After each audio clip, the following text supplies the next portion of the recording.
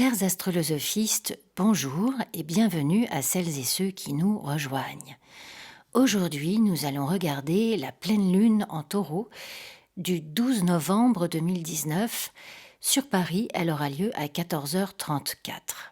Elle sera à 19 degrés et 51 minutes du signe du Taureau, opposée au Soleil, conjoint à Mercure rétrograde dans le signe du Scorpion. La pleine lune sera en trigone à Saturne et à Pluton en Capricorne. Elle formera un sextile à Neptune en Poisson. Le maître de cette pleine lune, Vénus, sera carré à Neptune, mais en semi-sextile à Saturne. La pleine lune éclaire les domaines de notre foyer, notre famille, nos relations intimes pour les 2 prochaines semaines. Les conflits ou les tensions qui émergent sont surtout entre le travail et la maison, ce dont on a besoin contre ce que l'on veut. Mais enfin, en utilisant correctement notre intuition et notre force émotionnelle, on pourra parfaitement trouver un équilibre. Mars sera précisément carré à Saturne et à Pluton le 5 novembre et le 12 novembre, même si le carré est décroissant, on vibrera encore dans cette énergie puissante qui tourne autour des jeux de pouvoir dans nos relations intimes, mais aussi au travail. On est encore dans des éclats de colère, d'impatience, d'hypersusceptibilité. Alors, dans l'ordre du possible, essayons d'utiliser cette énergie pour autre chose. Soyons conscientes de cette possibilité et voyons l'avenir en nous ou de l'extérieur. Nous allons prendre du recul, retrouver notre respiration, notre calme et s'interdire de réagir sur le moment. Pluton, Scorpion, c'est le contrôle, alors soyez en contrôle. Essayez de vous concentrer sur vos projets, sur votre ambition, parce que vous pouvez accomplir beaucoup en ce moment. Ne vous dispersez pas. D'autant que Mars forme un sextile exact à Jupiter et cela indique du succès dans nos actions, dans nos démarches. Cette vibration nous rend fortes, courageuses et même chanceuses dans une compétitivité saine. Mars en Balance est plus stratège que rentre-dedans. Préparez donc intelligemment le terrain car il est en opposition montante à Uranus, laquelle sera exacte le 25 novembre. À ce moment-là, Mars sera en Scorpion et chantera donc une toute autre chanson, beaucoup plus guerrière, plus gaillarde et vindicative, alors anticipons un peu.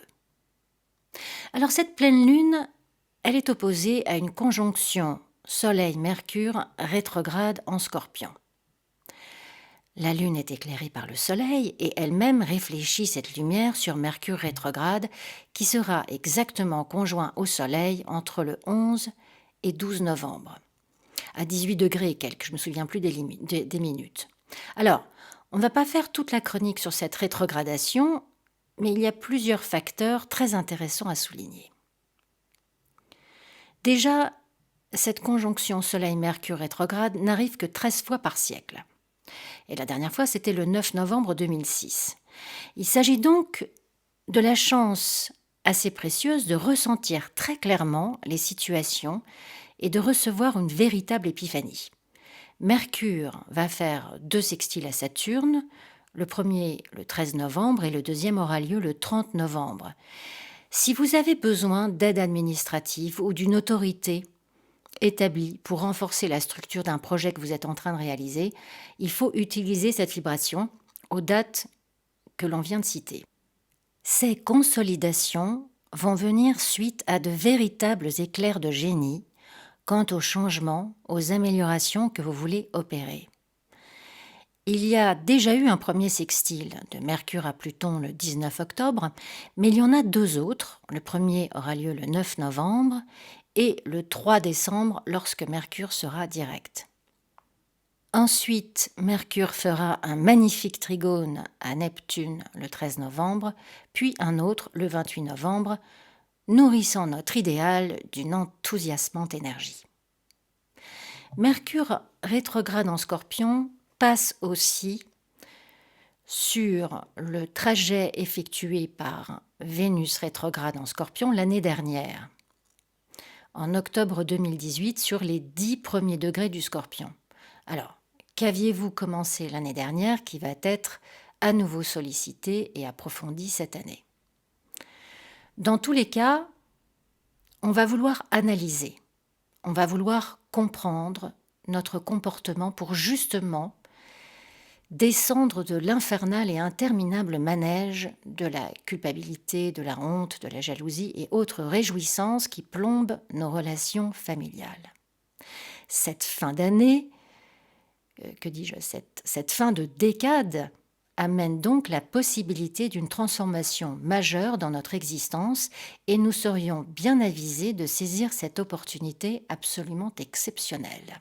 Il est possible que les conversations se fassent plus intenses, que des reproches, des accusations nous soient adressées, ou d'ailleurs en l'occurrence refassent surface, on est en rétrogradation, avec un sempiternel scénario que l'on connaît par cœur et que la dynamique familiale rejoue exactement de la même façon, année après année, décade après décade et de génération en génération.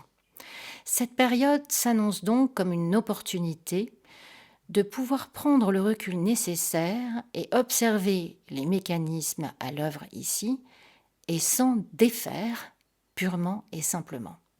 Nous allons cesser de nous laisser imposer un rôle qui ne nous ressemble pas, mais que nous interprétons pourtant parfaitement depuis toute petite et qui est destiné à servir d'exutoire aux autres membres de la famille. On peut grandir et s'affranchir de ce carcan en sortant du jugement et surtout de l'auto-jugement.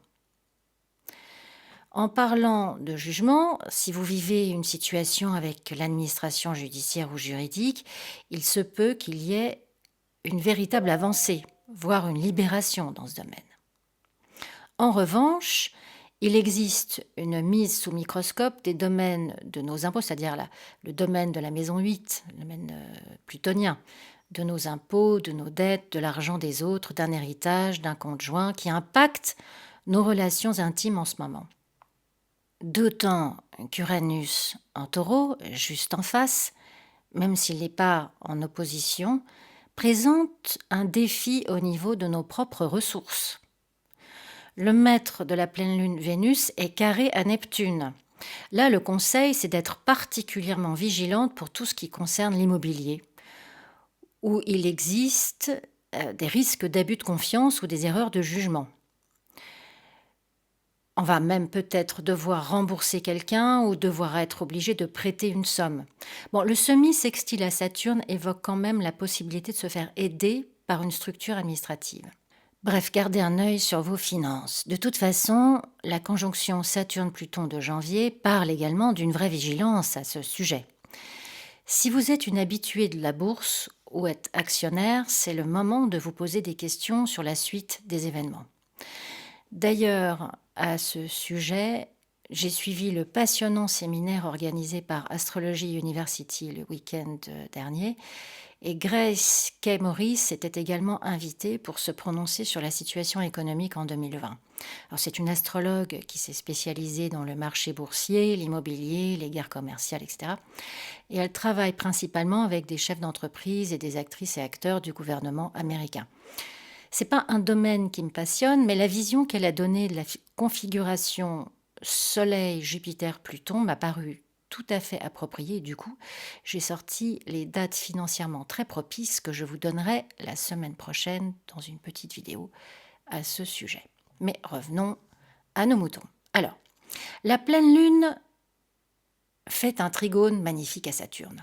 Faites confiance à cette énergie pour avoir la patience et la force émotionnelle de gérer comme une reine les problèmes que l'opposition à Mercure rétrograde pourrait provoquer.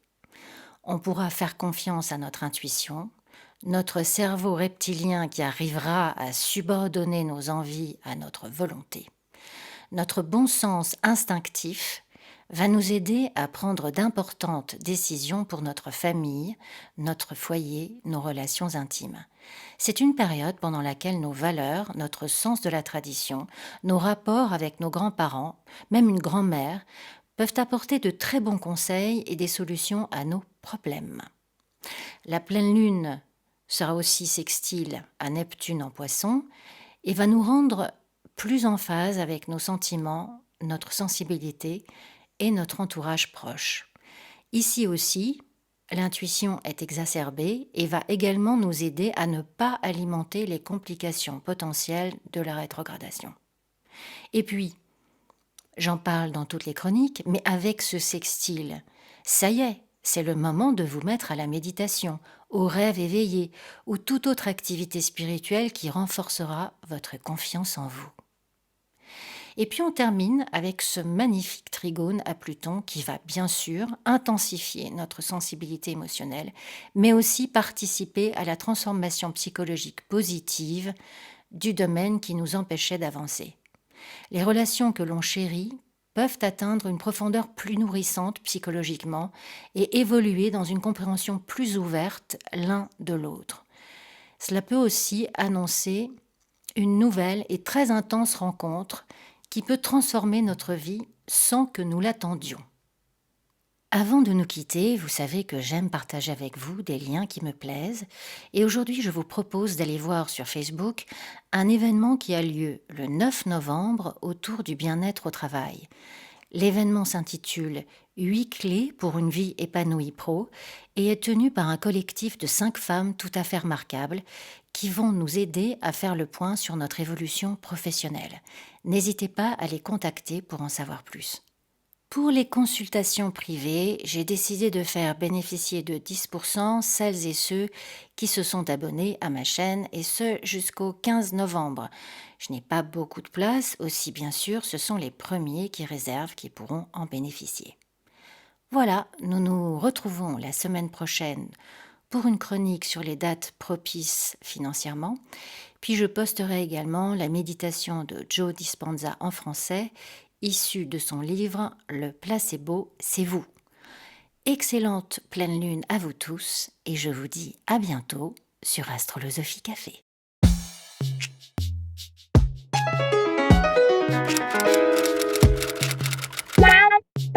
Bye.